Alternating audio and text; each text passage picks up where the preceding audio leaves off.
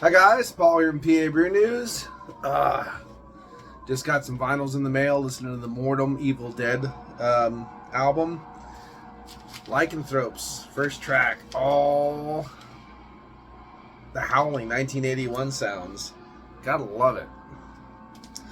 Man, gotta love them clips, baby. I got to clean my glass so I can start my day off with a beer review. And I put water all over the table, so let me clean that up real quick. So unprepared. I mean, what do you expect from me by now, right? So, got the Deschutes from Bend, Oregon. Their Obsidian Stout. I actually have a case of it. I just got home with a case of this. I just want a nice stout that's available when I want it. Obviously, I could brew some too, but it just seems like this area is starving for, apparently, especially like good imperial stouts. I mean, if it's not basically Founder's Breakfast Stout or one of the nitro stouts from Southern Tier, it's really just a dearth of. There's just nothing. It's weird. I don't understand it. It's the wintertime. There should be imperial stouts and Baltic porters and crazy, huge barley, English style barley wines inundating the shelves. It's all just hazies and weird, and it's not okay. I'm actually gonna turn it up a little bit. Not okay. So we have a case. So if I need a stout craving, I want a little dark action, right there, done. I just had the one distributor near me try to get me a case of Penn Dark. I had some when I was in Bedford, PA, and I haven't had that in a long time, and I still enjoyed it, so I'm gonna give it that. So Deschutes Brewery, Obsidian Stout, Bend, Oregon, 6.4 alcohol by volume, so extremely session strength, basically non-alcoholic, essentially. So there you go. Let's see. Explore this bold stout's notes of espresso, dark chocolate, and experience award-winning ale for the ages. Did you set me up for a little, for a fall? I don't know. We're gonna find out. We're gonna find out right now. All right, crack it open. Get you back. Here it is in the Yorkolo glass. Here we go. Oregon meets Pennsylvania right now. Boom. Label out, folks. Looking pretty good.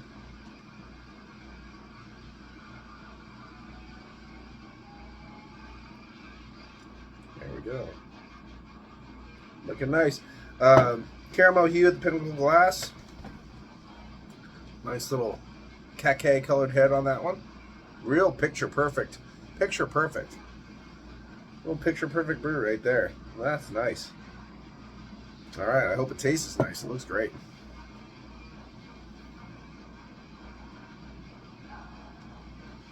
Okay, so a little burnt caramel-esque, like cola-esque caramel vibe wafting up, a little bit of char smoke. A little roasty toasty kind of vibe, very subtle. A little spicy earthiness, earthy pepperiness in it.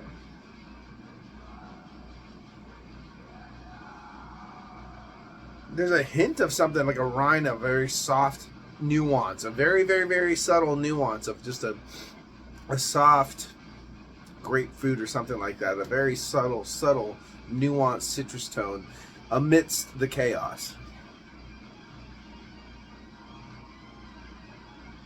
It's just the subtlest bright note that's kind of like peering through the dark, if you know what I mean. So let's get into it. Cheers.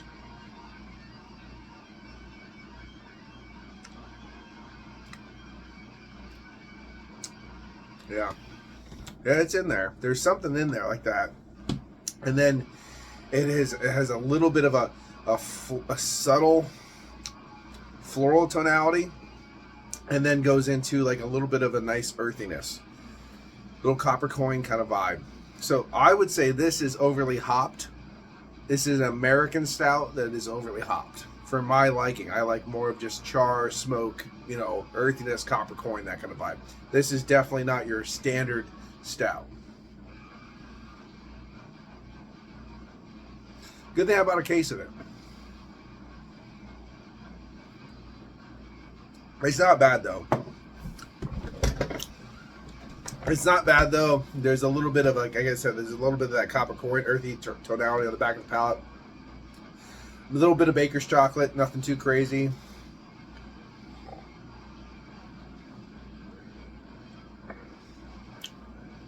Was there actually tasting notes or not? There's a soft char to this one. Soft char, little roasty toasty, little brown bread. Nothing too crazy though. In that burnt aspect, that char aspect, there's a little breathing it. You're getting a floral tone still. You're getting a little earthiness wafting through. There's a nuance of that grapefruit that I got in the nose still hanging around. And some of that char smoke, I guess you could call espresso, but you're not really getting espresso coffee. It's not really a coffee bomb. It's not like a milk chocolate bomb or anything like that. It's more just straightforward, roasty, toasty, overly hopped, little citrus, floral earthiness. So there you go.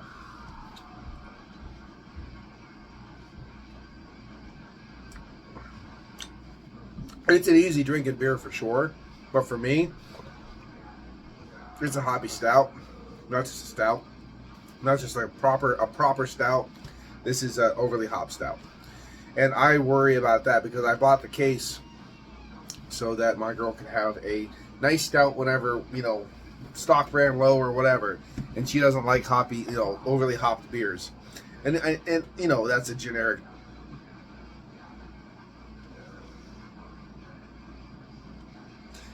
term, but she doesn't like the more assertive IPA style hopped beers. And this one has a little bit of that, and I think that I'm a little sad by that because I think this might I think this beer might be a little counterintuitive and go against the purpose why I bought it, if you know what I'm saying. And I did not expect that, and I should have expected that the American Brewing Company is gonna bastardize the style. So I mean, I guess I should have expected that. Is it good? Yeah, it's pretty good. Is it a traditional? I wouldn't call this a traditional stout by any means. And it says stout, not hoppy stout, not, you know, anything like that, just stout. So I know a lot of people that I think there's a lot of people that would be like, I love a good stout. And be like, what the fuck? What's that? You know what I mean? So it's one of those ones where I don't want to really go specifically by style because it's like,